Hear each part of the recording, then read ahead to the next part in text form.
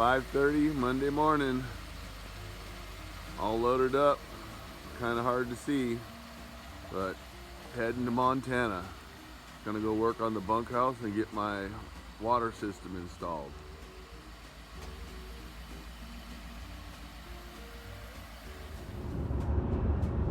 Okay, made it to Nevada.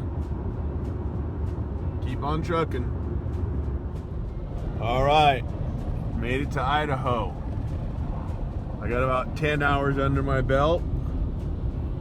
Gonna keep on going. The weather's starting to get a little bit rough and rainy, pretty windy. I figure 4 more hours and I'll call it good for today. I made it to Montana. 5 a.m. day 2. It was supposed to be clear and sunny. The same temperature as at home in Central California. Oops.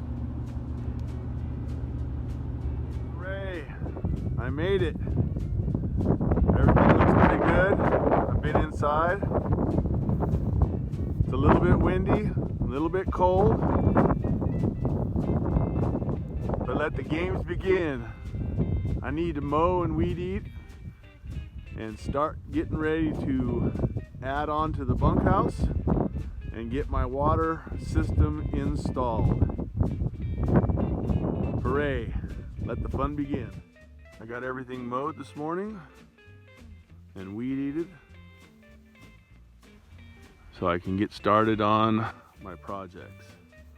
I mowed my buddy's property too, that's connected to me. But what I've got to do is mark out where the post holes are going to go for the addition on the bunkhouse.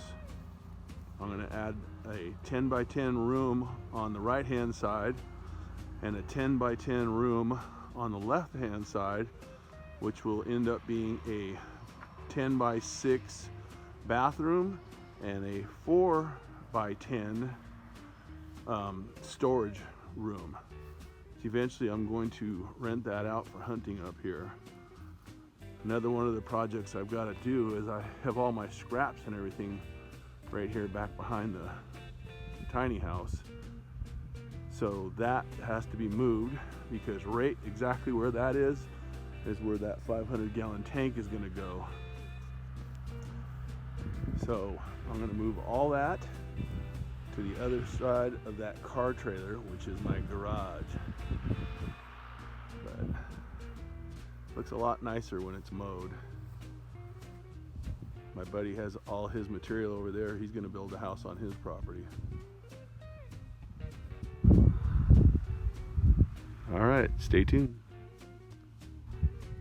I got my corners marked where I need to have the skid steer come and dig out with a post hole digger the dirt for me.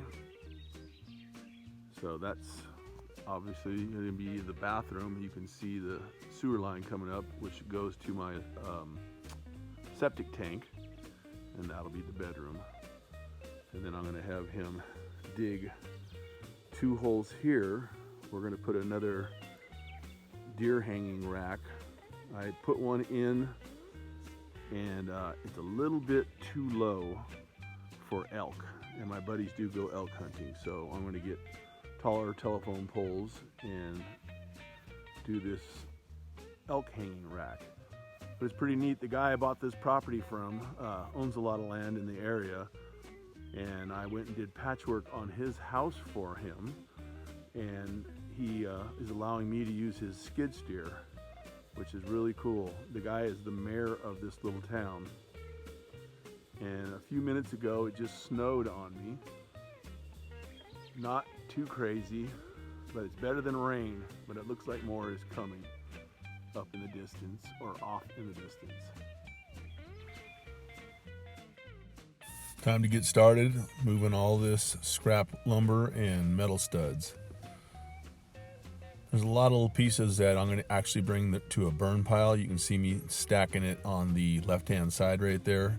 They have a big burn pile out at the end of town. So I can get rid of all that, and then The stuff on the right hand side that I've moved up there, that's all siding, so I've used bits and pieces of that. So I want to try and keep that all together.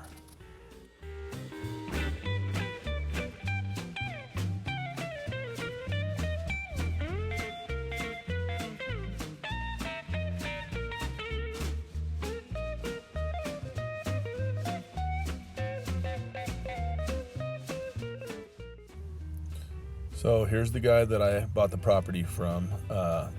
He's got that skid steer with the post hole digger on there, and man, that makes short work of all these holes. I'm digging these post holes down about 2.5 feet, and I will sink the metal stud into the holes with concrete. Now these holes right here are for the elk hanging rack or deer rack, and those will be about 3 feet. And I just put the posts in there, which are old telephone poles, and pack them. But this is awesome. It really took them no time at all. This is the end of it. I only had 6 holes to dig. I'm going to clean up all my stuff and call it a day.